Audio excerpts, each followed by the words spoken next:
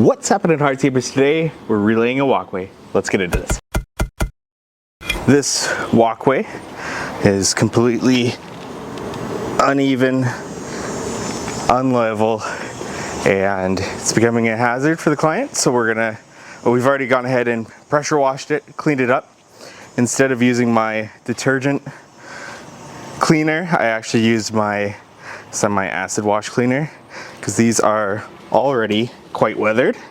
And I actually like these pavers. I like that they kind of weather over time and look like as they do. I think it goes nicely with the complete aesthetic of these pavers. But kind of out of style right now, for now, until they come back in. But basically what I do is I do a complete pressure washing of this, and now I'm going to start lifting, placing them aside, and working my way.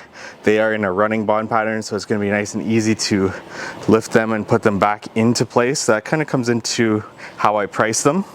So it's basically, we got a border, and then these pavers I'll just stack in rows off to the side, and I'll stack them. If it was like a random pattern, it gets tricky because then you want to kind of keep it.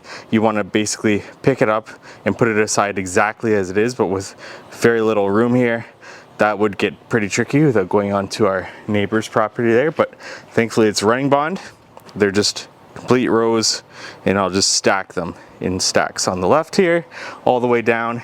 And then we'll scrape out the bedding layer, dispose of it, bring in HPB, re-level, relay, and we'll get going here. I've got a day to do this. I've got 8 hours at this point.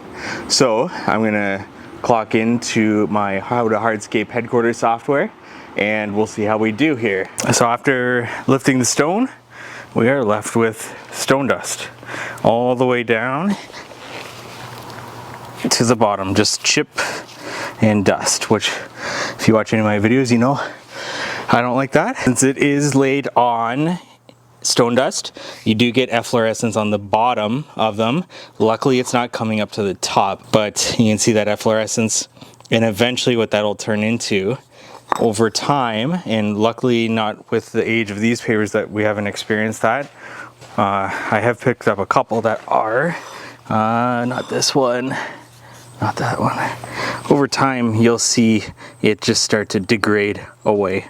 In some cases we've already seen it, but for the most part these pavers are good. What we did was just scrape off an inch. We will compact it now, and then we will start screeding HPB.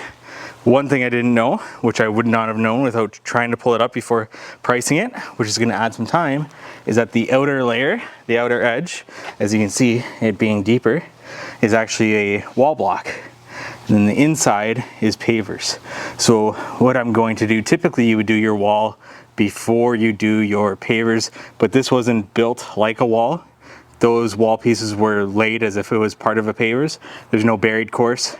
So it's just one course, basically pavers.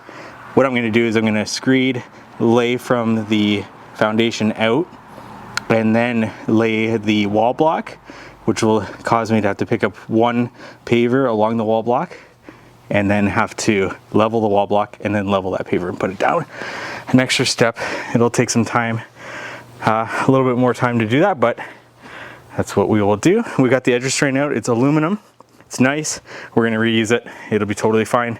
We just need to get it closer to that wall block because it was about a half an inch to an inch away in some places, which was causing separation.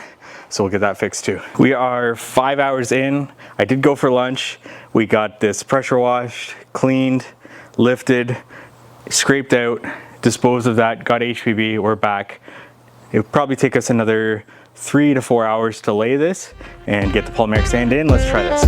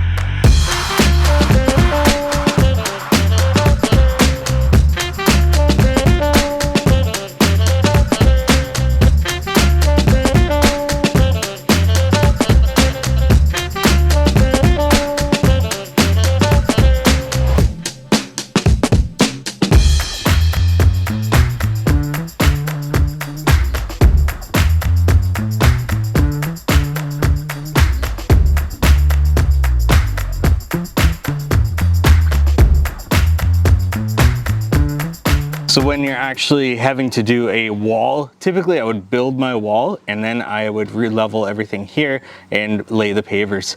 In this case, because we are lifting and relaying and I don't want to run out of space, what I did was I screeded the patio or the walkway portion of this, laid the pavers up until that final row, and then I dug down a little bit, or just leveled where the wall was, leveled my wall block, and then relayed the final paver in each of these rows, because digging down a little bit further undermines whatever we've laid. So we had to make sure that this was level, our final paver was level with our wall block there.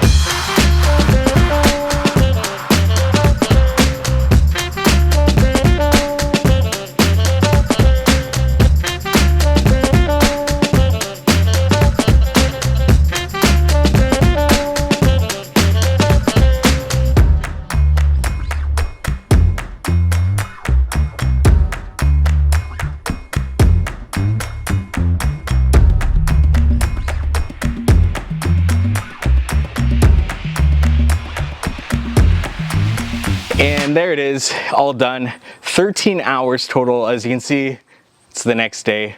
Did not get it done all in one day, but we did get the sand in, and all I had to do was get a little section at the front here done with, I ran out of gravel, unfortunately. So that was that. Came back, did that 1 hour today. Otherwise, it was 12 hours yesterday.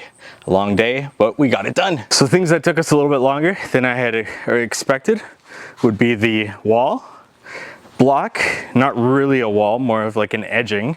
So we had to actually screed, lay the patio, then lay the wall block, and then lay the final piece in each row, because the wall block undermined that, trying to dig out deeper to be able to do that there. So that actually added on about an hour, maybe an hour and a half total there.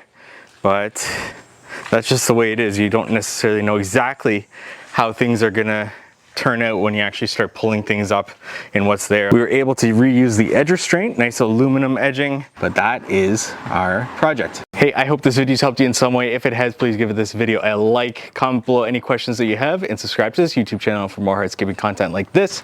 Thank you so much for watching.